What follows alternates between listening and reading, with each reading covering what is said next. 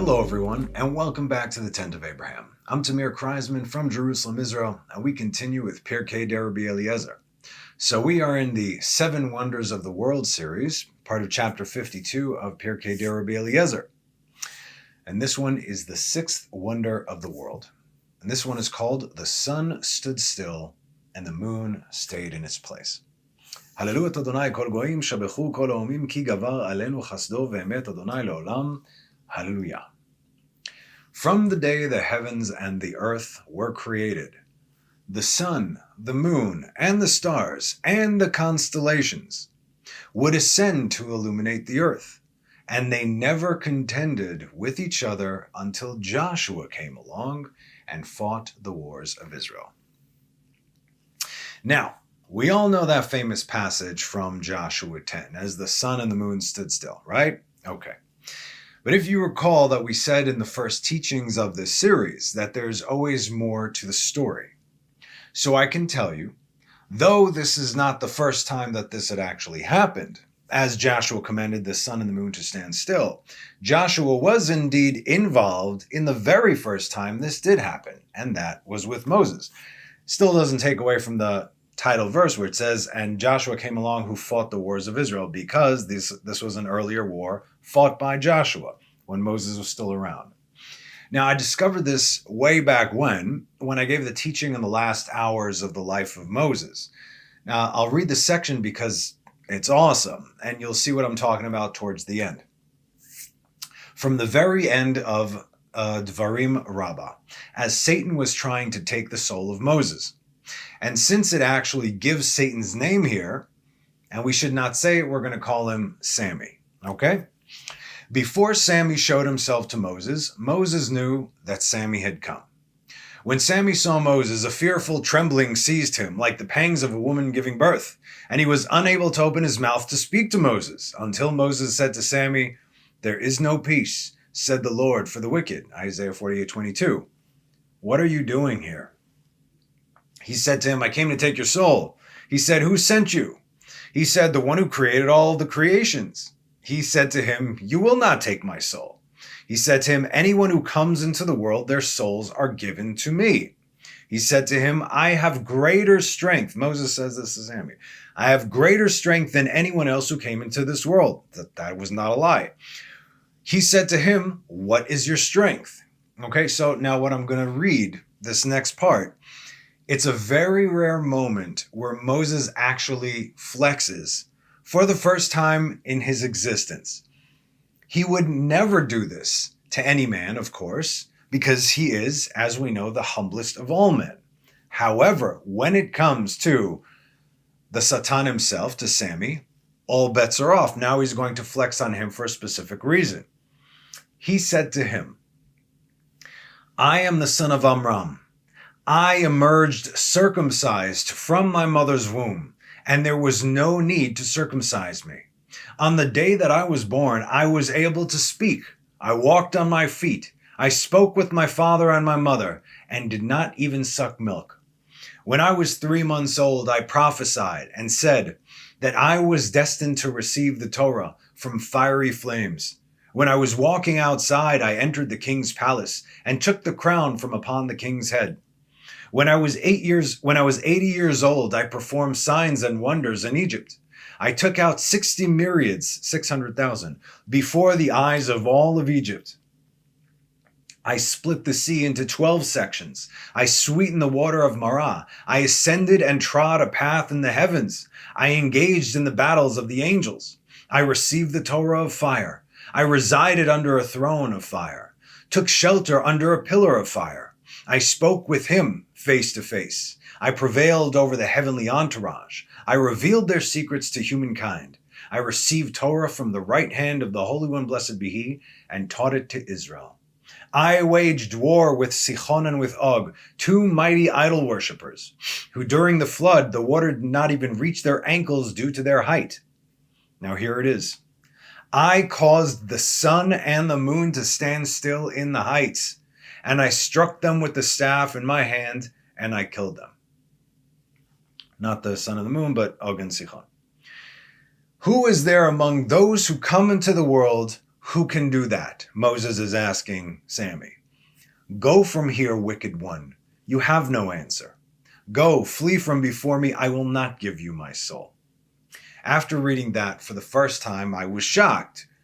I mean, where did it say this? That Moses did this? All the other things you could sort of see in the Midrash. There's obviously a deep Midrash about all the things we just read.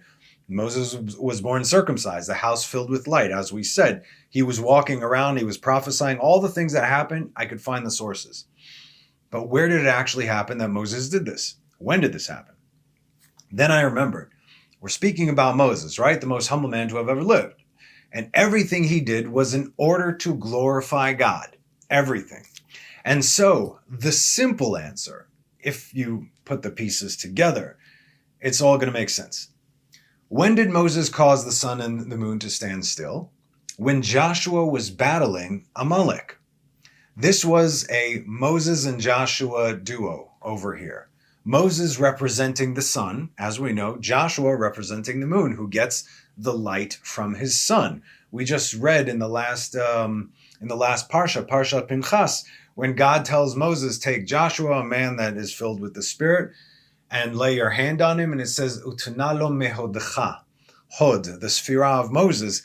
God said, give him of this hod. Hod in English, the translation is royalty, because Moses was likened to a king. Give him from your hod, which is also one of the 10 attributes, right? The sphirot. Give that to him. In other words, the light of the sun gives its light to the moon. That's how the moon gets its light, from the sun.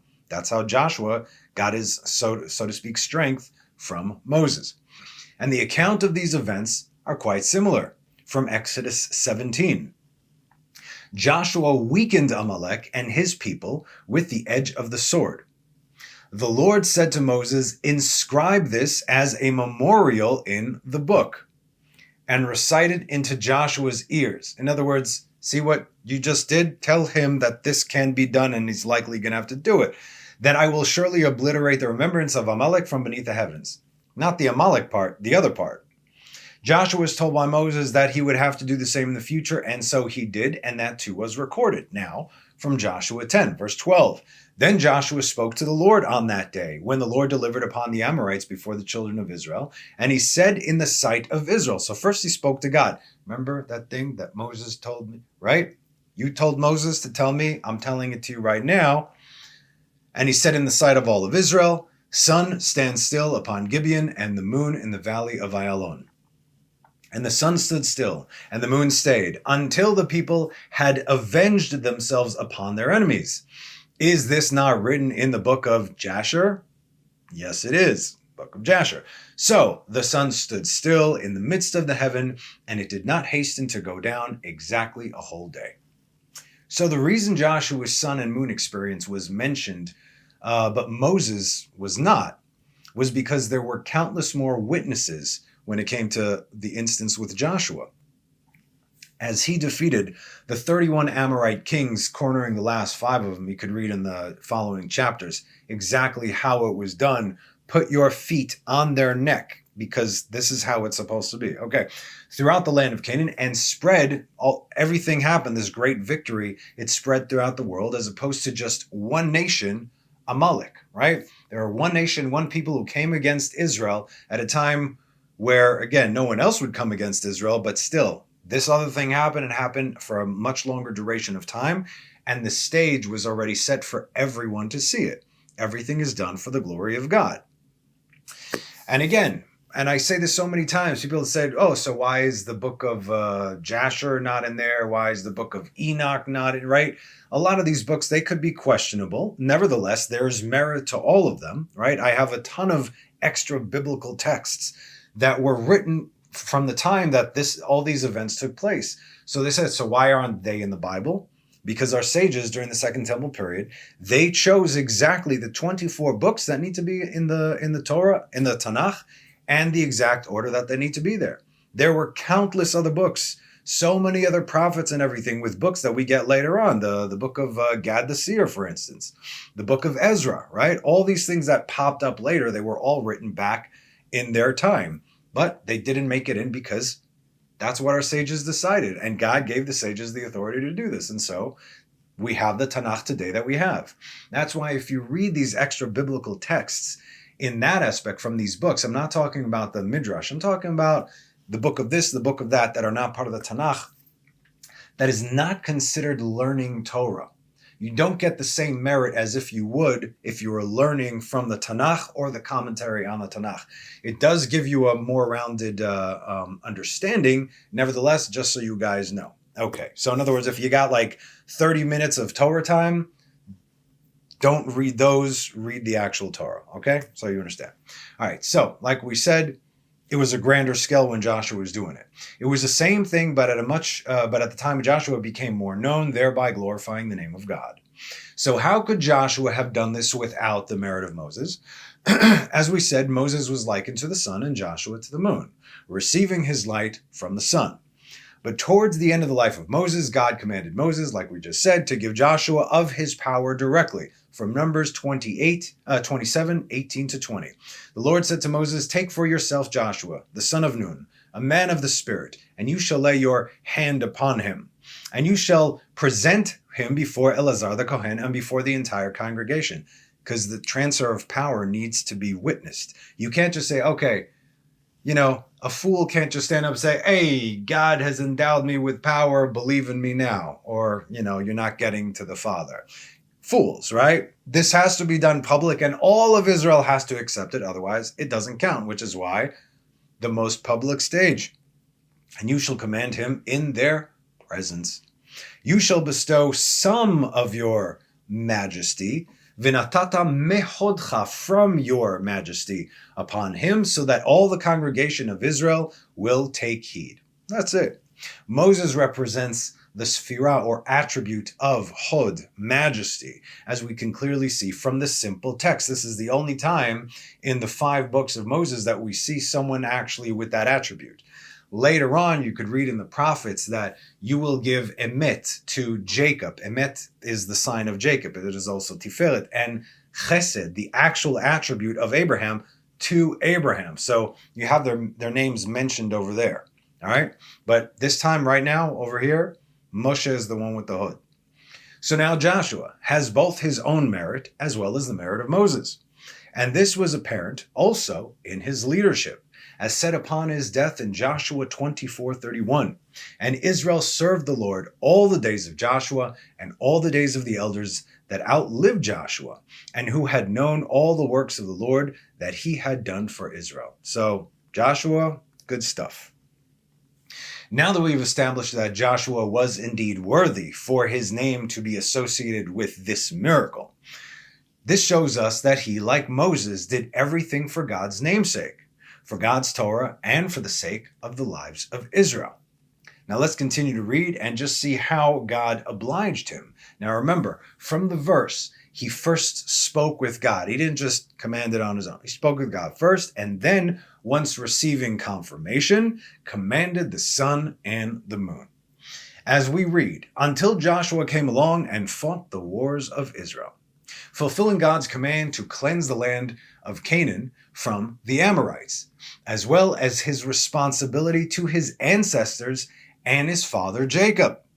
Joshua, from the tribe of Ephraim, son of Joseph, was told by his father Jacob specifically about this time. Genesis 48:22. All the answers are right there. You just have to see where they connect. "And I, Jacob, have given you, Joseph and sons, one portion over your brothers, which I took from the hand of the Amorite, with my sword and with my bow." Also translates to Torah and mitzvot, those two, but he also fought the wars, which you can read in the book of Jasher. Okay? And not only that, but this event goes back even further to the days of Abraham. In Genesis 15:16, during the covenant of the pieces, God tells Abraham that he will become what will become of his descendants when he drops this line, when God drops this line. "And the 4th generation will return here," meaning after the exile, 4th generation will return, "for the iniquity of the Amorites," you see, will not be complete until then. Once again, bolstering the point that this event was already built up to be much more publicly known, completing an almost 500-year-old prophecy. You see, it wasn't just that one-time event. It was, if this was something that was so big, it had to be spoken of way beforehand in this plain and simple text. And already we see when God spoke to Abraham, and then when Jacob commanded Joseph and his sons, specifically going down to his sons. Everything fits perfectly in the simple text. So here comes Joshua getting the job done. Why? How? Our text continues. It was Erev Shabbat. The sun was setting on Friday and Shabbat was about to come in. Not exactly in that moment, but a little bit earlier, okay? You saw where the trajectory of the sun was compared to how far along they were in that battle. And Joshua saw the troubles of Israel, says our text, as they knew that Shabbat was about to enter, and they were all concerned about desecrating the Shabbat. Now, it's important to note, there are two types of wars according to the Torah. One is Milchemet Reshut, a non-essential war. This would include expanding the borders of Israel for the sake of protecting against non-immediate threats. And two, Milchemet Chova, mandatory, engaging a clear and present danger, either inside or outside the borders of Israel, which falls under the laws of Pikuach Nefesh. Pikuach Nefesh means is anything that you have to do in order to save a life, even if it means you desecrate the Shabbat, right? Going to war, going on patrol, carrying a weapon, calling an ambulance, cutting, slicing, sewing, what have you. Anything goes, because the number one priority is the preservation of life itself, okay? When I was in the army, again, you get a heter from the rabbi, say, of course, you can go out on patrols, and if you have to fight, you fight, even though obviously you're not allowed to do these things on Shabbat if it is not in the case of Pikuach Nefesh, right? But you're defending our borders and also, your families from within inside, because we got enemies from within as well. You get the idea. Okay, that being said, was this an instance of Pikuach Nefesh? Were the Amorites in the land? Were they a clear and present danger? Yes. Yes and yes. They were. They were in the land of Israel and they were a clear and present danger. So we know it was Pikuach Nefesh, right? So then why was Joshua concerned about the desecration of Shabbat if according to the laws of the Torah, this is a battle that must be fought for the sake of the lives of Israel? Now, before we address the obvious point, there is always an exception to the rule. And that is when God gives a direct command concerning a specific instance in a specific time in a specific place. This is a one-off. This is a one-time thing. In rabbinical Hebrew, it is called Hora'at Sha'ah. Literally translates as the instruction of the hour. And that takes precedence over everything else, especially if it comes from God, right? Meaning, like we said, this is a one-time thing for the here and the now. You can't come later and say, well, he did it there. Not the same thing, not the same place, not the same. One time. Case in point, Jericho. They circled the city for 7 days, which means that at some point, Shabbat had to be within one of those days. Jericho was not a clear and present danger at that point. They were hiding inside the walls, right? The inhabitants were barricaded within the city walls, and they did not come out to attack Israel. So there was no clear and present danger. They didn't even want to attack Israel. They were afraid of Israel. That's why they locked themselves inside the wall. And yet God said, what? You see the direct command from God concerning this in Joshua 6, chapter 6, 1 through 5. And Jericho had shut its gates and was barred because the children of Israel, none went out and none came in. They were terrified. They saw what just happened, right?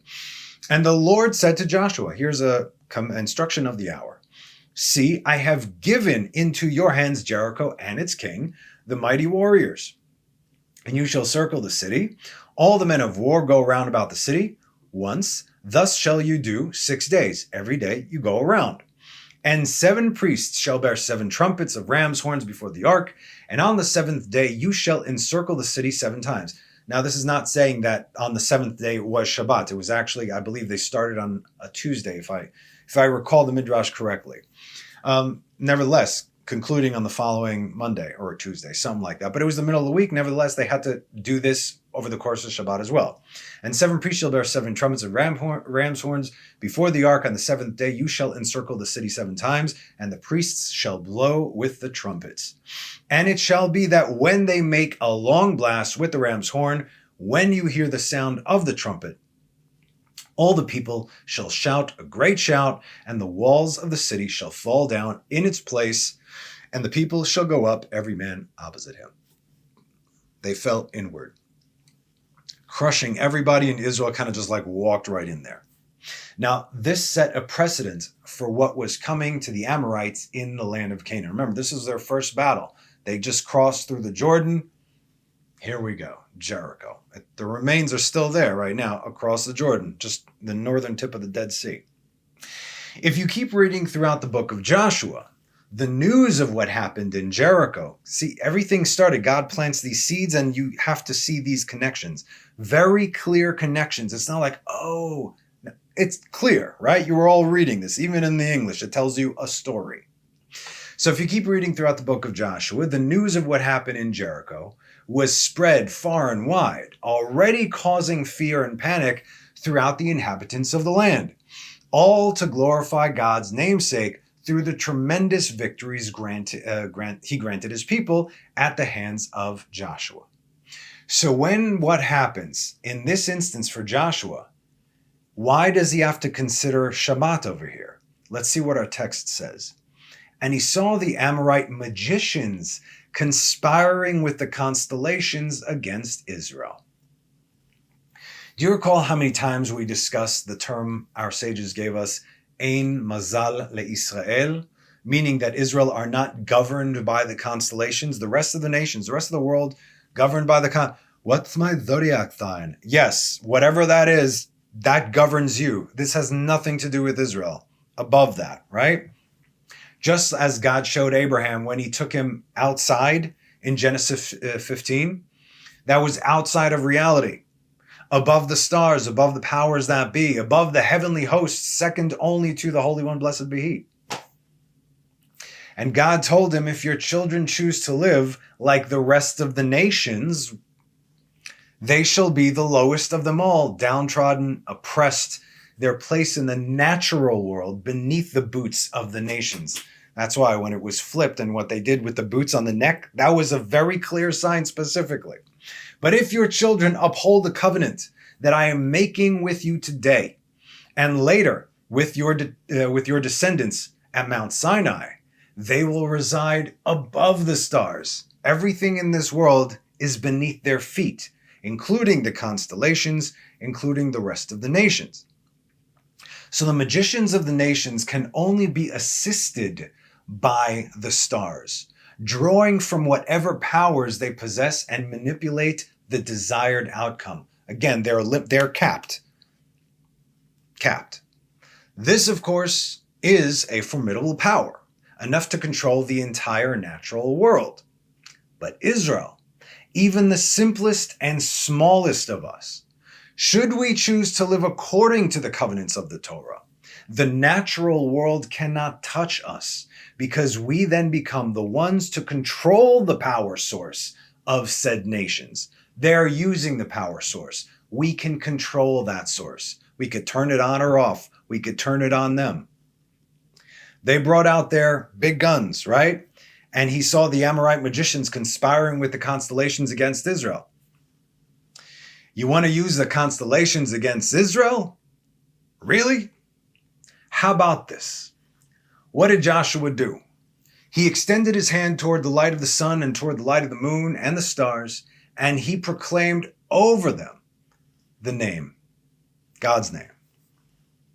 While I was reading this, I was wondering, why did it not just say that he extended his hand towards the sun, the moon, and the stars, right? He extended his hand towards the sun, he extended his hand towards the moon and constellations. Why the light of the sun, why the light of the sun, the moon, and the stars? Then, after going into some deep texts out there, I started really digging, getting into the more Kabbalistic works. I realized, though the moon gets its light from the sun in this reality. Again, I got to read this part. He extended his hand toward the light of the sun and toward the light of the moon and the stars. Okay? The moon and the stars because they are at night. Towards their light. It did not say towards the sun and towards the moon and the stars. That's the question. Why towards their light? Okay?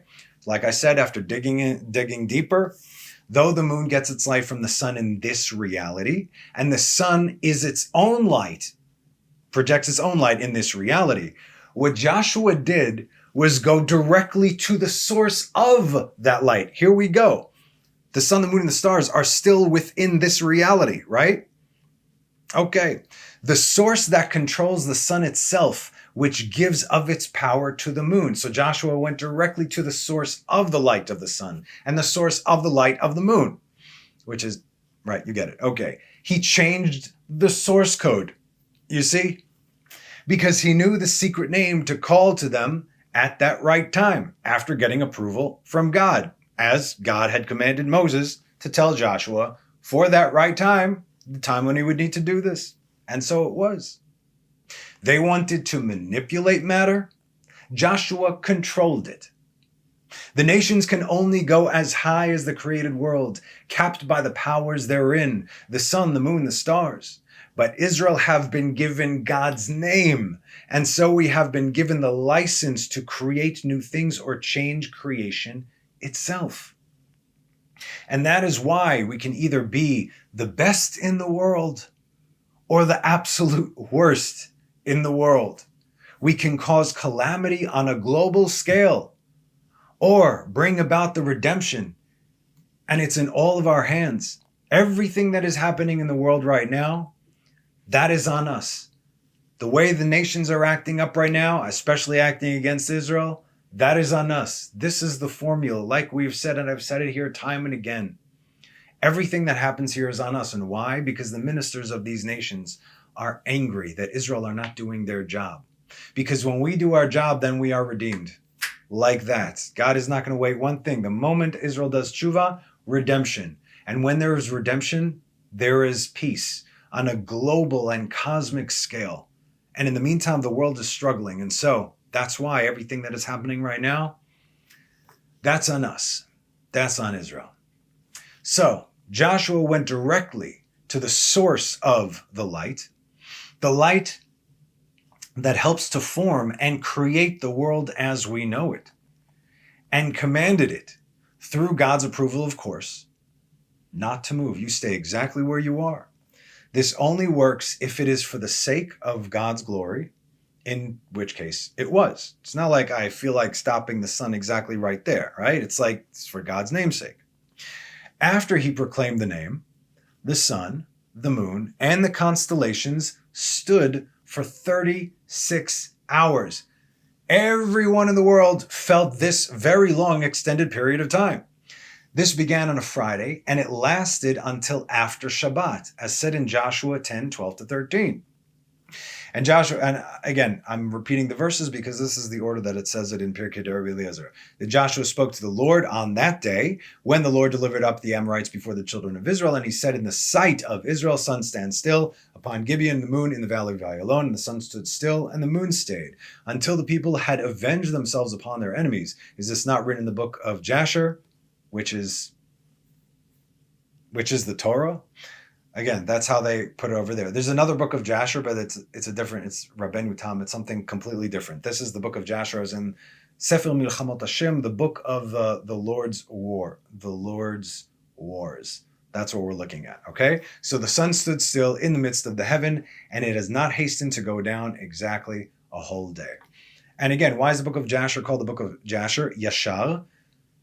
Yashar El is Israel, straight, right? God, he walks the derech hayashar, in the straight path, and Israel in the book of Yashar El, that's the name of Israel. All right, so fulfilling the prophecy, God told Abraham in Genesis 15:16, and the fourth generation will return here, for the iniquity of the Amorites will not be complete until then, which began by the hand of Jacob passing the responsibility to his son Joseph in Genesis 48:22, and I, Jacob, have given you, Joseph and sons, one portion over your brothers, which I took from the hand of the Amorite, with my sword and with my bow, and completed by his descendant Joshua son of Nun from the tribe of Ephraim. And the kings of the world heard this, and they were bewildered, as said in Joshua 10:14, and there was no day like it before or after it, that the Lord hearkened to the voice of a man, for the Lord fought for Israel. And that's our class, and that is the sixth wonder. Thank you for joining me. Have a wonderful rest of the week. Have a Chodesh Tov, and have a Shabbat Shalom. Bye-bye.